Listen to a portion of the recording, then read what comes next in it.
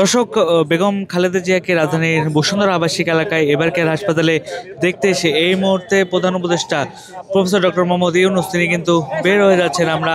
আমরা দেখতে পাচ্ছি যে প্রধান উপদেষ্টার যে গাড়ি বহরটি সেটি এই মুহূর্তে হাসপাতাল থেকে বের হয়ে যাচ্ছে এবং আপনাদেরকে সরাসরি স্বাস্থ্যের খোঁজখবর নিয়ে আপনাদেরকে দেখানোর চেষ্টা করছি যে প্রধান উপদেষ্টা এই মুহূর্তে তার গাড়ি বহরটি কিন্তু বের হয়ে যাচ্ছে এবং প্রধান উপদেষ্টা তিনি এসেছিলেন বেগম খালেদা জিয়ার শারীরিক অবস্থার খোঁজখবর নিতে এবং তাকে স্বাস্থ্যের খোঁজখবর নেওয়ার শেষে আমরা দেখতে পাচ্ছি যে এই মুহূর্তে প্রধান উপদেষ্টার গাড়ি বহরটি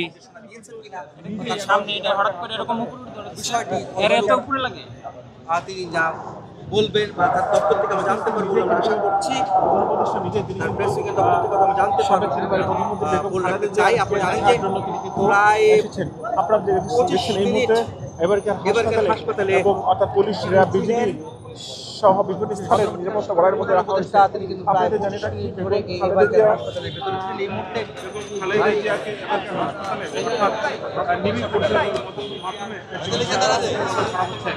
সব মিলে